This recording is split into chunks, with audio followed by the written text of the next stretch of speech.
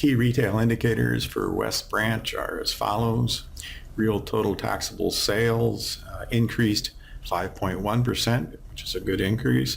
Number of reporting firms actually decreased 3.8%. Population, slight decrease of 0.4%. And average sales per capita increased 4.7 for a total of 5,796. Average sales per firm increased 10%. Real total taxable sales in West Branch, and these figures are in millions of dollars, and it's a 10-year horizon. As we look to the left for fiscal year 2014, we can see $13,600,000, which is an increase over 13, which is a drop over 12. And so you can just kind of see it just kind of bouncing around there. I think, let's see, the peak is at 15.8 before the recession, but all post-recession areas seem to be, holding their own at about 13.6. It's the annualized number of reporting firms in West Branch. And so these are the number of businesses. It's a 10-year horizon. In 05, we start off with 95 businesses, and then we peak out at 109 just after the recession, and then it bounced from 103, 105, 104, and 100. But the 100 actually had more taxable sales than in fiscal year 2013. So I'm not too terribly concerned about the taxable retail sales per capita. And so the red figure for West Branch takes all the taxable sales and divides it by the population. And the blue line is doing the same thing for the state of Iowa. So you can see we're about 40% of the state of Iowa. The idea is to kind of keep increasing that red dotted line, so you're not indicating some leakage where people are shopping somewhere else.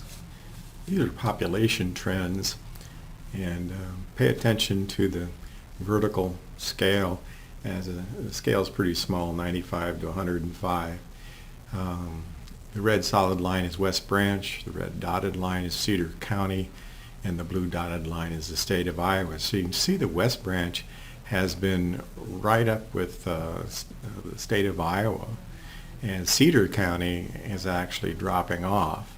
And so that's a pretty good position to be, even though the increments are kind of small. I think you're looking at over 10 years, maybe 0.4% increase, but it's still going in the right direction. Population trends for peer cities. This term peer city is the first chart that we've actually used, and what it is similar cities to West Branch, according to population and sales per capita and a couple of other things, have kind of put you in this group. And so this is your peer group average.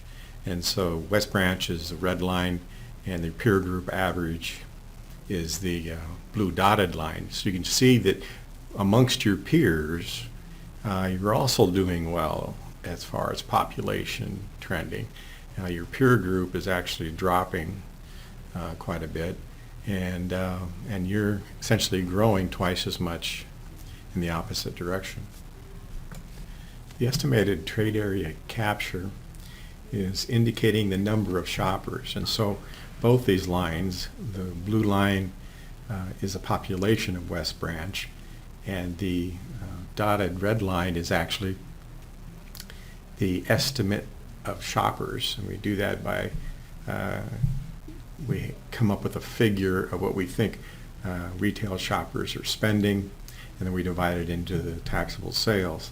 So in 05, you can see that the shopper's estimate was 1,072, but the population of West Branch was 2,248. So you can see that gap there. There's about 1,200 shoppers, and we call that leakage, where people are probably going outside of town to make some purchases. And then in 14, you can see it's improved a little bit, from 13, but that's what we want, those small incremental increases. The pull factor comparison, now this is comparing us with our peer group again. The last chart was actually comparing shoppers per population. And so this pull factor comparison, we're looking at the blue dotted line as the median and the West Branch as the red dot.